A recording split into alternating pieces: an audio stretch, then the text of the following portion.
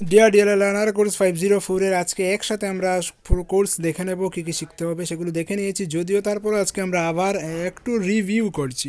তো প্রথম যেটা প্রশ্ন হচ্ছে পেঁয়াজের দ্বারা জ্ঞান বিকাশের ধাপগুলি কী কী। তো বলে দিচ্ছি, পেঁয়াজের দ্বারা জ্ঞান বিকাশের ধাপ হচ্ছে 4টা। সেন্সরি মোটর পর্ব, যেটা জন্ম থেকে 2 বছর পর্যন্ত স্থায়ী। প্রি অপারেশন সময়কাল, যেটা 2 থেকে 7 বছর সময় পর্যন্ত স্থায়ী। কংক্রিট অপারেশন সময়কাল 7 থেকে 11 বছর সময় পর্যন্ত স্থায়ী। আনুষ্ঠানিক অপারেশন সময়কাল 11-12 থেকে 14-15 বছর পর্যন্ত স্থায়ী। তো সেন্সরি মোটর কাল বা সেন্সরি মোটর পর্বতে কী হয়, যেমন সন্ধান করা, ভঙ্গি করা, চুষা ইত্যাদি জিনিস শেখে। তারপর প্রি অপারেশন সময়কালে কী হয়, প্রতীকী কার্যগুলির মধ্যে যেমন ভাষা, প্রত্নতাত্ত্বিক নাটক, কল্পকাহিনীর আবিষ্কার ইত্যাদি শিখে নেয় ওই সময়টায়। তাছাড়া রান্না করা, পোশাক পরিধান করা, মডেলিং, অঙ্কন, এইসব কাজগুলো ওইখানে শিখে। তারপর কনক্রিট অপারেশন সময়কালে কী করে, সেটা হচ্ছে 3য় পর্যায়ে। এখানে শিশুরা এই পর্যায়ে শিশুদের খুব গুরুত্বপূর্ণ কিন্তু গাণিতিক চিন্তার জন্য, গাণিতিক চিন্তা এবং যুক্তিবিজ্ঞানের চিন্তার জন্য এই সময়টা খুবই গুরুত্বপূর্ণ।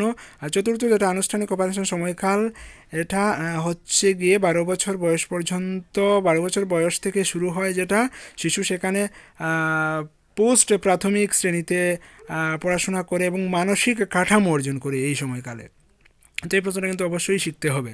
তো আমি বলছি যে এই যে আমি পিডিএফ থেকে আলোচনা করছি, সেই পিডিএফটা আপনাকে ডাউনলোড করার জন্য আমি লিঙ্ক দিয়ে দেবো। লিঙ্ক বলতে কি, ওয়েবসাইটটা জানিয়ে দিচ্ছি, www.instamojo.com/smdn_tutorial। ওইখান থেকে কোর্স 504 এর সলভ, সাজেশন, আনসার আপনি অবশ্যই ডাউনলোড করে নেবেন।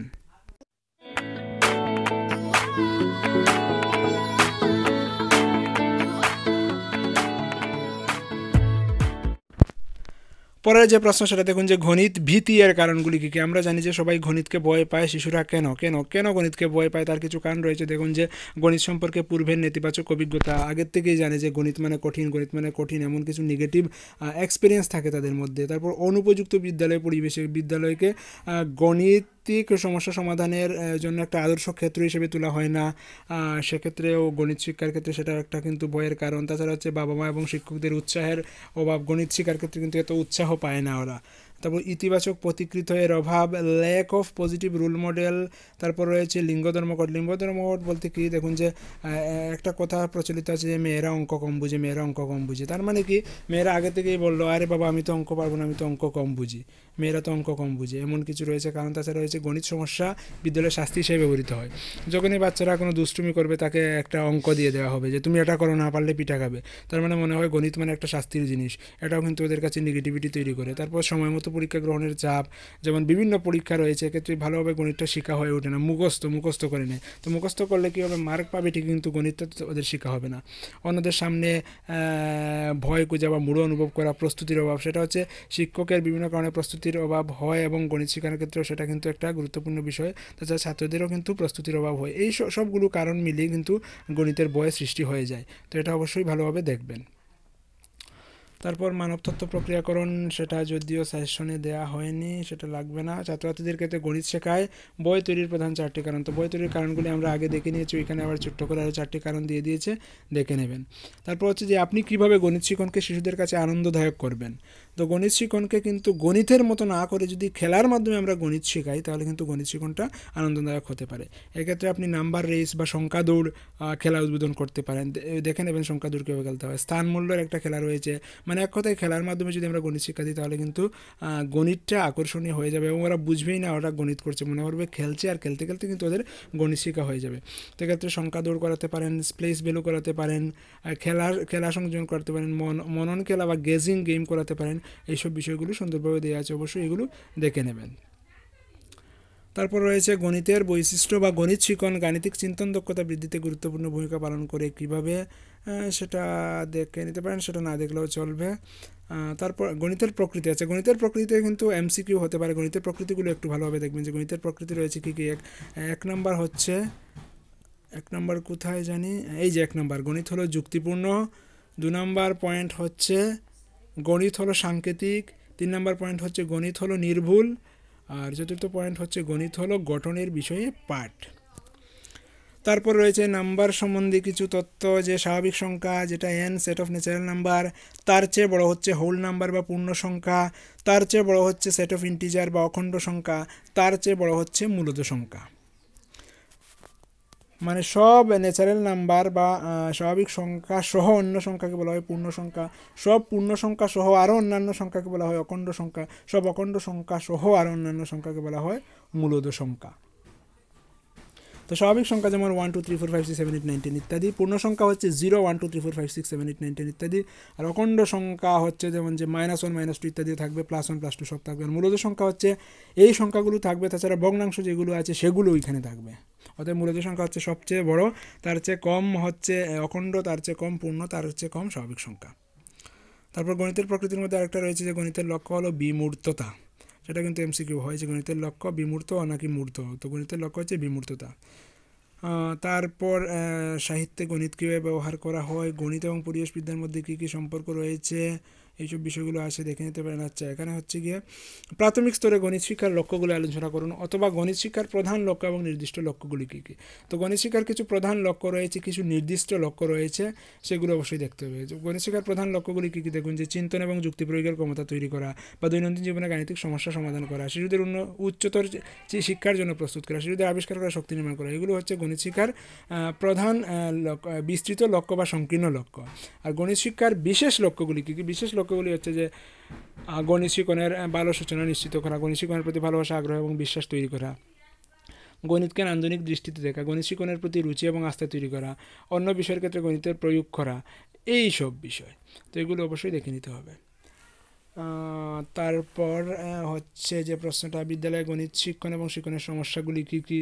তো গণিত শিক্ষণের ক্ষেত্রে বিভিন্ন সমস্যা হয়, ভয় এবং ব্যর্থতা, নিরাশাবঞ্জক পাঠ্যক্রম, স্থূল মানাঙ্কন, অপর্যাপ্ত শিক্ষণ সহায়ক পরিবেশ, শিক্ষকের অপর্যাপ্ত প্রস্তুতি, এইসব বিষয় কিন্তু বিদ্যালয়ে গণিত শিক্ষণের ক্ষেত্রে একটা সমস্যা সৃষ্টি করে।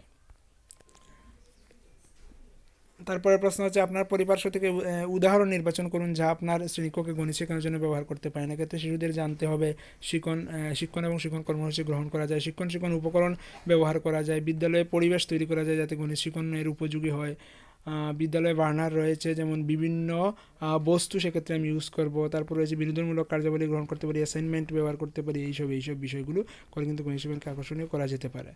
তারপর রয়েছে আরোহ পদ্ধতি, অবরোহ পদ্ধতি। আরোহ পদ্ধতি মানে কি? আরোহ পদ্ধতি মানে হচ্ছে গিয়ে গণিত শিক্ষণের সবচেয়ে পুরাতন এবং মৌলিক পদ্ধতি, একটি নির্দিষ্ট থেকে একটি সাধারণ সূত্রে পৌঁছানোকে বলা হয় আরোহ পদ্ধতি।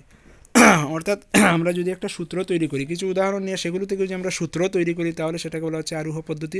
আর অবরোহণ পদ্ধতি কি? অবরোহণ পদ্ধতি একটা আমরা সূত্র জানি, এই সূত্রগুলিকে ভেঙে ভেঙে আমি যদি অঙ্ক করি তাহলে বলা হচ্ছে অবরোহণ পদ্ধতি।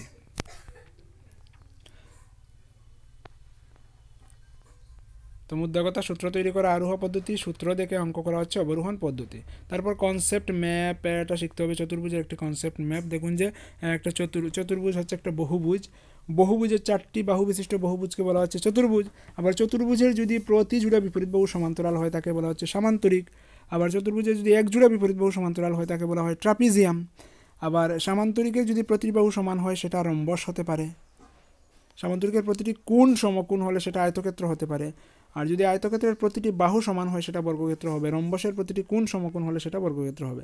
তো এইভাবে কিন্তু আমরা বহুভুজ, চতুর্ভুজ, ট্রাপিজিয়াম, সামান্তরিক, আয়তক্ষেত্র, বর্গক্ষেত্র, রম্বস সবটা জানলে এবং প্রত্যেকটার সঙ্গে প্রত্যেকটার কী রিলেশন রয়েছে সেগুলো কিন্তু আমরা জেনে নিতে পারি। তো এগুলো একটু দেখতে হবে। তারপর হচ্ছে অভিজ্ঞতা শিখন চক্রের 5টি ক্রম কী কী। তো প্রথম হচ্ছে অভিজ্ঞতা অর্জন, দ্বিতীয় প্রকাশ, তৃতীয় হচ্ছে প্রক্রিয়াকরণ, চতুর্থ সাধারণীকরণ, পঞ্চম হচ্ছে প্রয়োগ।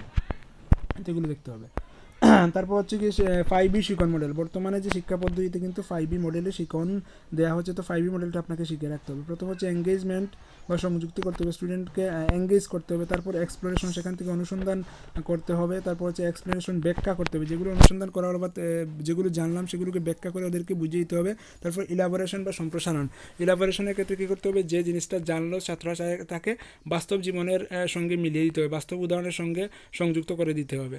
তারপর হচ্ছে ইভ্যালুয়েশন বা মূল্যায়ন, কতটুকু শিখতে পারলো না পারলো সেটা দেখতে হবে। তো এই 5B মডেলটা কিন্তু অবশ্যই আপনি দেখে রাখবেন, শিখতে রাখতে হবে। তারপর হচ্ছে আইকন মডেল বা ইন্টারপ্রিটেশন কনস্ট্রাকশন মডেল। তো সেখানে আইকন মডেলে কিন্তু 7টি স্তর রয়েছে, সেই স্তরগুলো একটু জাস্ট দেখবেন। অবজারভেশন, কনটেক্সচুয়ালাইজেশন, কগনিটিভ অ্যাপ্রেন্টিসশিপ, তারপর হচ্ছে collaboration, interpretation and construction, multiple interpretation, multiple manifestation, এইসব বিষয়গুলো। তো পিডিএফের মধ্যে দেখুন একটা লিঙ্ক দেওয়া আছে, পিডিএফ ম্যাটেরিয়াল, সেটা আমাদের ওয়েবসাইটের লিঙ্ক, ক্লিক করলে ওয়েবসাইটে যেতে পারবেন। ভিডিও ডিসকাশন চাইলে মধ্যের লিঙ্কটা ক্লিক করবেন। ফেসবুক পেজে যেতে হলে ফেসবুক পেজে কিন্তু রেগুলার আপডেট দেওয়া হয়, তাহলে লাস্ট লিঙ্কে ক্লিক করলে কিন্তু আপনি অনায়াসে এগুলো পেয়ে যাবেন। তারপর যেটা শিখতে হবে, প্রাথমিক স্তরের শিক্ষার্থীদের প্রচলিত এবং নন স্ট্যান্ডার্ড একক ব্যবহারের প্রয়োজনীয়তা। তো ছোটোবেলায় কিন্তু আমরা মিটার, ইঞ্চি এগুলো মাপ করি না, আমরা 1 হাত বা 2 হাত, হ্যাঁ 1 পা 2 পা ব্যবহার করে মাপ করি। তারপরে আমরা কিন্তু এগুলো হচ্ছে নন স্ট্যান্ডার্ড ইউনিট, তারপর কিন্তু আমরা স্ট্যান্ডার্ড ইউনিটে যাই। তো কেন নন স্ট্যান্ডার্ড ইউনিট ব্যবহার করা প্রয়োজন প্রথমে, এবং স্ট্যান্ডার্ড ইউনিট ব্যবহার করা কেন প্রয়োজন? তো নন স্ট্যান্ডার্ড ইউনিট ব্যবহার করলে কী হয়, এগুলো থেকে কিন্তু আগে দৈর্ঘ্য মাপার বা আয়তন মাপার যা কিছুই হোক সেগুলোর ধারণা পেয়ে গেল। তারপর এখান থেকে নিখুঁতভাবে মাপ করার জন্য কিন্তু স্ট্যান্ডার্ড ইউনিটে যেতে হবে। যেমন জল, 1 লিটার জল বুঝবে না, 1 গ্লাস জলও কিন্তু প্রথমে বুঝবে, তারপর প্রয়োজন অনুভব করবে যে লিটারের প্রয়োজনীয়তা রয়েছে এবং তখন সে লিটার মাপ শিখবে। তারপর মাপার ক্ষেত্রে ব্রিটিশ পদ্ধতি রয়েছে, মেট্রিক পদ্ধতি রয়েছে। ব্রিটিশ পদ্ধতির তুলনায় মেট্রিক পদ্ধতির কী কী সুবিধা আছে সেগুলো একটু দেখবেন। তারপর কিছু অঙ্ক রয়েছে, তো অঙ্ক যেগুলো ম্যাথমেটিক্যাল প্রবলেম যেগুলো সেগুলো আমি প্রিভিয়াস ভিডিওতে কিন্তু দেখে দিয়েছি, কীভাবে সলভ করতে হবে সেগুলো তো এখানে দেখে নেবেন। সেগুলো আমি স্কিপ করছি, এগুলো আমি প্রিভিয়াস ডেতে দেখে দিয়েছিলাম।